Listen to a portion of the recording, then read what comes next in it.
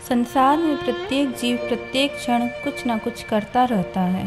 कभी माता पिता, कभी जीवन साथी, कभी संतान, तो कभी किसी अन्य को सुख देने के लिए। फिर शास्त्रों ने ऐसा क्यों कहा है कि कोई भी जीव किसी के सुख के लिए कुछ भी नहीं कर सकता।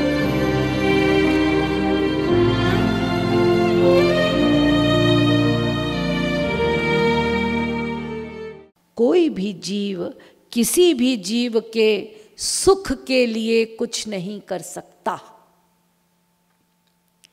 सुख पाना ये आत्मा का लक्ष्य है। तो जब तक हम स्वयं सुख नहीं पालेंगे, जब तक हम स्वयं पूर्ण नहीं हो जाते, तृप्त नहीं हो जाते, हम दूसरे के लिए कर ही नहीं सकते। स्वर्ण अक्षरों में लिख लीजिए। ये जो आप लोग कहा करते हैं ना, अजी प्यार किया नहीं जाता, प्यार तो हो जाता है। हो नहीं जाता, हमारा स्वार्थ है इसीलिए हो जाता है। जिसका जितनी मात्रा का स्वार्थ पूर्ण होगा उतनी मात्रा का प्यार हो जाएगा। पिताजी ने बेटे से कहा, बेटा एक गिलास पानी लाना।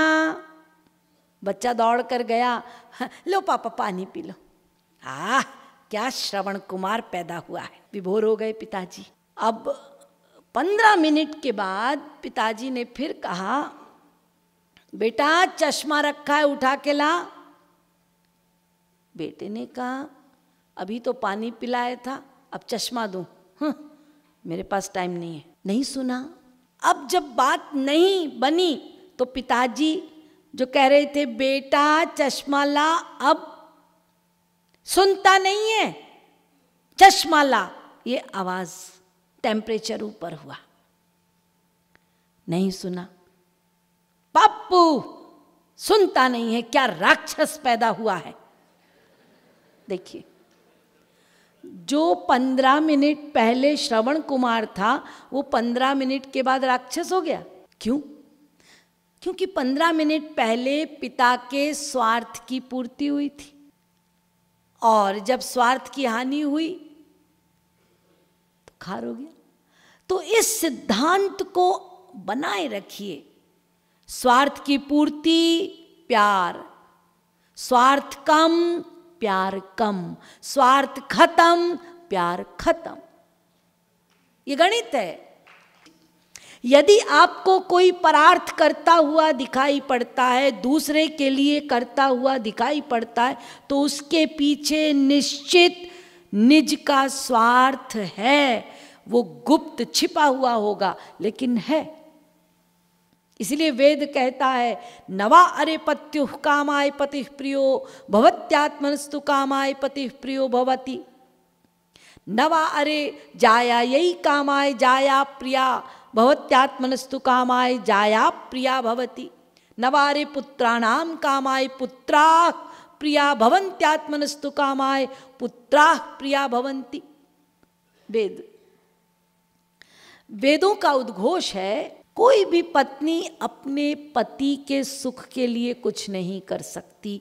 कोई भी पति अपने पत्नी के सुख के लिए कुछ नहीं कर सकता। कोई भी पिता अपने पुत्र के सुख के लिए कुछ नहीं कर सकता। कोई भी पुत्र अपने पिता के सुख के लिए कुछ नहीं कर सकता। आप कहेंगे, बोलते होंगे वेद, लेकिन हम नहीं मानते, हमको ऐतराज है। अच्छी, वेद तो भगवान का लॉ है, आप क्यों एक्सेप्ट नहीं करेंगे? नहीं जी, वो ऐसा है कि जब हम बीमार पड़े थे, हमको 104 बुखार था, हमारी पत्नी हमारे सिरहाने बैठ के रात भर जागी, सर पे उसने पट्टी की, रोती रही बेचारी, और आप कहते हैं कि कोई पत्नी अपने पति के सुख के लिए कुछ नहीं कर सकती। तो वेदव्यास जी कहते हैं, सर्वेषामपि भूतानां नृपस्वात्मैव वल्लभः इतरे पत्यवित्ताद्यास तद्वल्लभतयैव हि। ये जो पत्नी पति के सिरहाने बैठकर